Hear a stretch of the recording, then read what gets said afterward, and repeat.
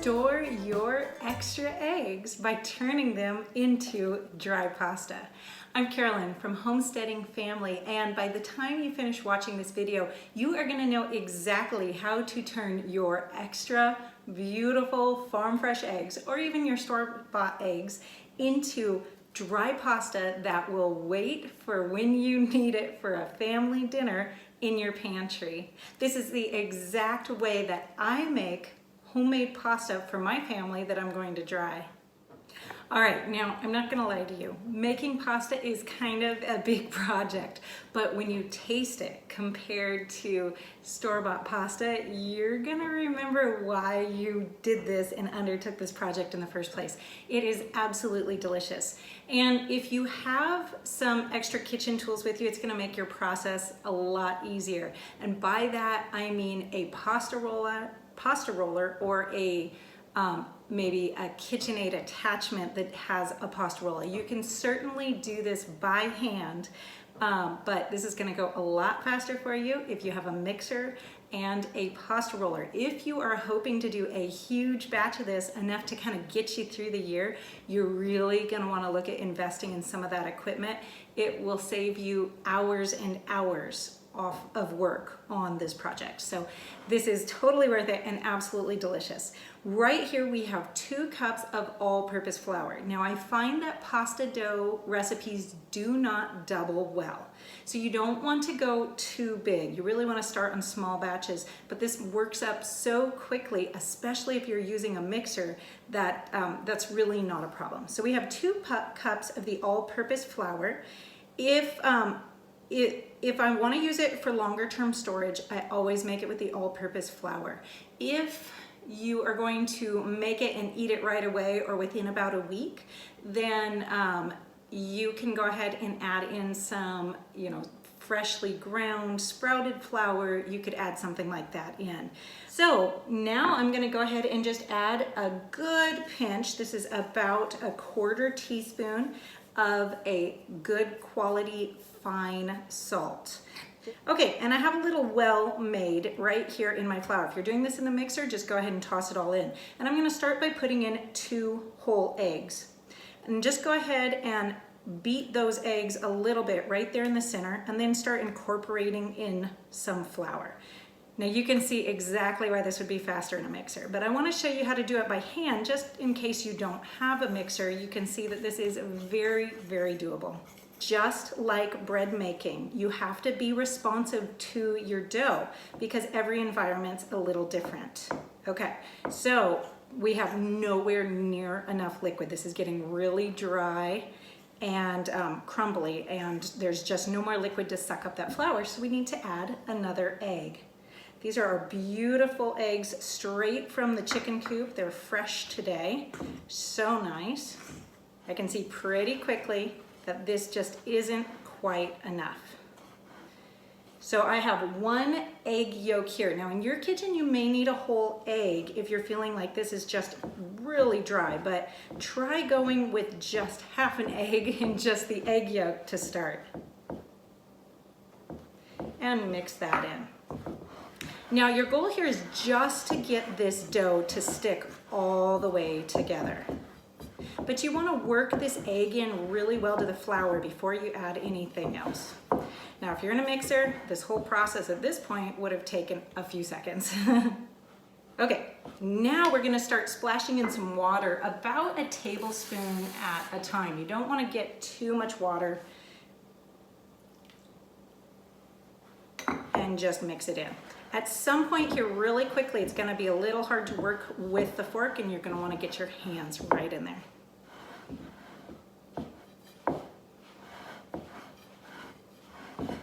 Okay, and a little bit more water. Now you really want to add this water fairly slowly because the pasta won't be as good if you have to add more flour and then add more water, if you go back and forth. You really don't want to get into that cycle. So you want to go ahead and just add little bits of water so that you don't overwater it. Now at this point, it's starting to stick together very nicely. And I'm just going to switch to my hands and definitely knead it for a minute as you're letting that suck up more water. You'd be surprised how much more, flour, how much more flour that'll suck up. But I can see I need just a tad more, so I'm gonna add just a little bit more. At this point, I've added probably about 3 tablespoons of water. Again, your kitchen is going to be different than mine. Your flour is gonna be different than mine. You will have a little bit different measurements than mine, and you're gonna have to be responsive to your dough. If you have no idea what I'm talking about, and you're frustrated because I'm not giving you an exact recipe, please go over and watch my free bread training where we talk about this extensively, about how to read your dough and not the recipe. That way you can get a good product every time consistently. The noodles are exactly the same. Okay, so now you can see I have all of my flour pretty much sucked up by the liquid. That's exactly what I want. And we have this dough that is holding together beautifully. Look at that. And it's ready to be kneaded for a few minutes. Okay, so now pasta dough really needs a good kneading. If you have your machine, your mixer that you're working with, just put it on and let it knead for, in a machine, probably about 5 minutes. But what you're looking for is smooth and elastic. If you're doing it by hand, I would expect to knead a pasta dough for more like 10 minutes, 10 to 15 minutes. Okay, so you can see that this dough has gotten considerably softer and much more elastic. It's very springy. If you're not exactly sure what smooth and elastic looks like, then again, in that bread training, I've got an entire section just on learning what that looks like.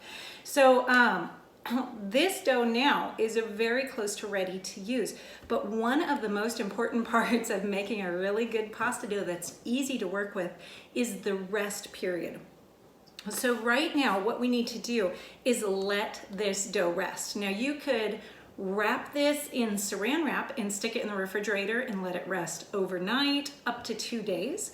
And it will continue to become nicer and nicer in terms of its feel, and it'll get easier and easier to work with. If I'm going to just give it a short rest and then get back to working with it, usually within about an hour or two, I prefer to wrap it in just a damp tea cloth. I would rather use that than the plastic if I don't have to. Now this has been sitting for a couple hours, this ball of dough, so it's gonna need a little extra flour on the surface, but you can see that this texture has just turned so smooth. This is just absolutely beautiful. There's no shagginess left at all to this. It is just absolutely lovely. So we're gonna go ahead and get this well floured at this point and go ahead and push it out into kind of a thin disc. And then we're gonna go ahead and get set up with our pasta roller. Hey, if you guys have enjoyed this video and our other videos, please go ahead and give it a thumbs up, subscribe, and make sure you share it with somebody who might be interested. Okay, let's look really quickly at the different type of pasta rollers that you could get. You can get the hand crank model. This one is Aroma, and it's got the different width settings right here. And it's a hand crank. It locks down to the countertop with a clamp.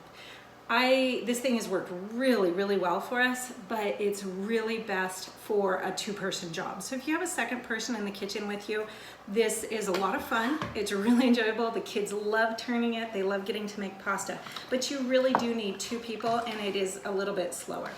This is my preferred method when I'm making a lot of pasta, and this is the pasta roller that's the KitchenAid attachment, and it just plugs right on in to your KitchenAid attachment here. And it has adjustable settings, so you can start at 1, which is the widest, and slowly work your way down. So this is what we're gonna be using today. Now again, you can use a rolling pin and just roll it out as thinly as you can. Okay, now there's a couple of rules of working with your pasta roller. One is don't use too much dough. So this dough that we just made and just finished, it's rested and ready to go, needs to be cut in about half in order for it to roll out really well. Now in that amount, you're gonna be able to work through this so quickly that the rest of the dough shouldn't dry off, so you should be just fine. The other thing that you need to know about rolling out your pasta is that you want to stay well floured. That's so that your pasta doesn't stick to itself. Now you don't want it overly floured to where you're getting it dry, but your pasta should be such good texture at this point. After that long rest, you shouldn't have that problem.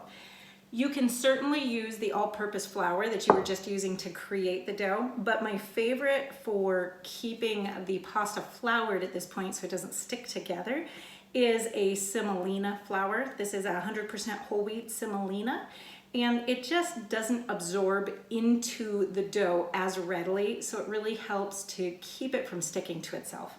Okay, so this pasta maker, I'm gonna turn it this way so you can kind of see it come out here. We'll do it at an angle. Has multiple different settings, and you're gonna start at the widest setting, and you're gonna go ahead and just turn it on. The rollers should be going. And we're gonna flatten this out and just roll it right on through.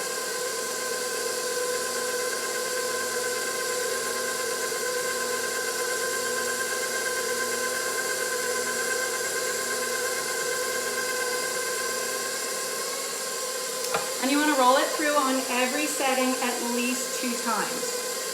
Now, traditionalists get really, well, they have a lot of opinions about the right way to do this. This is farmhouse homestead pasta making in my kitchen. It's probably not the historically, technically right way, but it's the way that works really well and really consistently. So this is the way I do it. I'd love to hear your tips if you come from an Italian family and you want to go ahead and share some great, authentic pasta making tips. That would be wonderful. Okay, so I'm just going to sprinkle on just a little bit of that semolina flour. And then I'm going to go ahead and reduce the setting. Now you're gonna wanna drop down each setting and run this through 2 times on each setting. All the way down, I like to go to about a 5 for my homemade noodles. I don't need to go all the way to the thinnest setting. That just gets super thin and it gets harder to work with. While it's lovely pasta in the end, it needs to be practical for me too. At any point that this gets too long, I'm gonna go ahead and stop and cut it and just work with it in 2 different pieces. My preference is to take both halves that I'm working with, so this is the one I didn't just run through, and do them all while I'm on the same setting. So I'm gonna work with this, and I'll just show this to you in fast speed.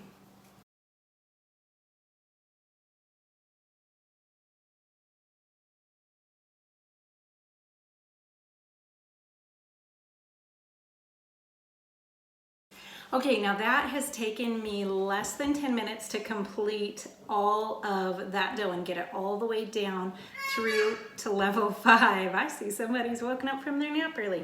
So it's all stacked here. I had to cut it into 2 different pieces. And I just want to make sure that I have it well floured for the next step, which is cutting the noodles. All right, Rebecca's decided to join us for finishing noodle making. Can you say hi? Hi. All right, so the next step is to go ahead and cut your noodles, and you can go ahead and cut those by hand. All you would do is take these nice long rolled out noodle sheets. You'd make sure that they're well floured with that semolina, and then you could go ahead and roll them up like this, and then take a knife and just make large, see, look at that, isn't that nice? You can just roll it all up like that, and it should not stick together at all. And then you're gonna take a knife and you can just go ahead and make little slices just like that to make noodles. When you make your noodles, however you make them, whether you're using the machine to cut them or you're doing them by hand, make sure that you have a bowl full of your semolina flour or your all-purpose flour ready. And I'm gonna show you why in just a minute. Okay, now I'm gonna change out the roller here, and I'm going to put in the pasta cutter. And this is just a fettuccine cutter, so it's a wider noodle. Okay, so I have my noodle cutter in, and what I find is that it is best to go ahead and cut these sheets one more time. So they're only about 12 to 18 inches long.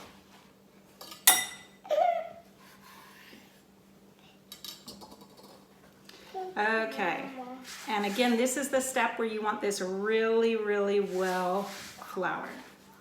The other thing that you're going to want on hand is a cookie sheet. Do you need some dough to work with? You want some dough? There you go. Can you have that pasta dough right there? You can have that one. Okay, I have my cookie sheet ready. I've got my bowl of semolina flour ready, and I have my noodles all ready. Are you ready? Hi. Yeah, ready? Okay.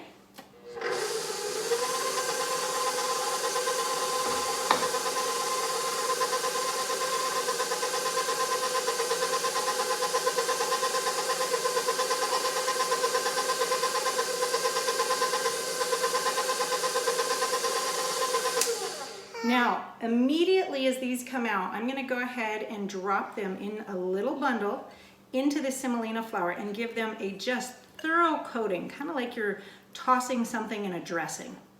And then I'm going to put this on the cookie sheet of wax paper, and we're going to dry this like a little egg noodle nest.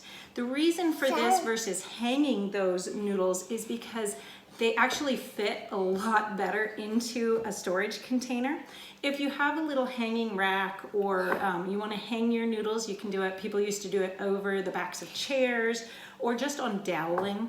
You could certainly do them and dry them that way. They dry really quickly that way, but I find that they never dry perfectly straight, so they don't fit in a package very nicely. So I like to do them like this. So I just set them down in that handful right there on that cookie sheet, and we're gonna just let them dry all the way like this. Okay, I'm gonna go ahead and do the rest of these noodles.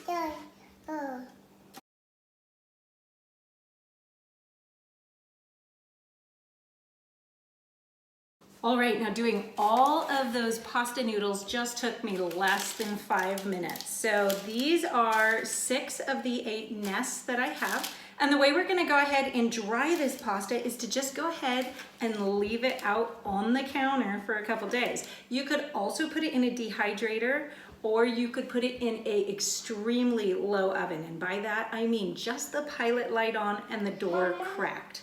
So these are going to take anywhere from 1 to 2 days to dry, and I like to flip the nests over every so often. Hi. Now let me show you some pasta that I already have dry.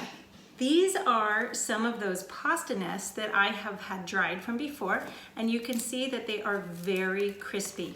When you drop these into boiling water, they're just gonna kind of come apart and cook as individual noodles if you have floured them well enough with that semolina flour to make them not stick together while they're drying.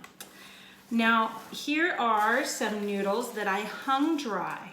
And again, you can see they're not gonna lay very nicely. They're not gonna bunch together like, you know, a bunch of pasta that you would get from the grocery store that are all perfectly straight. So these are a little harder to store, but they work just as well. And in fact, these actually dry quite a bit more quickly. These will be dry, completely dry, generally overnight and ready to go into storage.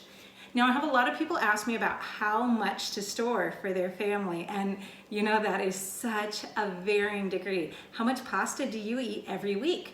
If you're going to the store, how many pounds of pasta do you need to get through a week or a month? Then you're gonna wanna take your dried pasta after it's dried. Don't forget, you lose all that weight once it's dried, and weigh that out to find out how much you'll need for your family and multiply that out for the year. Now, pasta noodles really store best for about 6 months. They can stretch to a year if you have them in an airtight and cool and dark location that is getting absolutely no moisture. So what I like to do is go ahead and keep these in a white, not clear, food grade bucket with a gamma seal lid and an oxygen absorber. And I like to keep those down in the basement that stays consistently cool, and our basement is not damp. So That keeps them really nice for very easily 6 months and up to a year, to have all of these wonderful eggs preserved in a ready-to-eat meal, and saves us a trip to the grocery store. I absolutely love that. These are so healthy. You know exactly what's in them, and they're high-protein noodles. Much better than the cheap pasta you're gonna buy at the store, and the flavor is outstanding. You'll go ahead and cook these just from this state, just like you would cook a dried noodle from the store. Just drop them in the boiling water and wait till they're al dente and drain them off. And they're gonna be so good, your family's going to love it. Enjoy, you guys. Take care.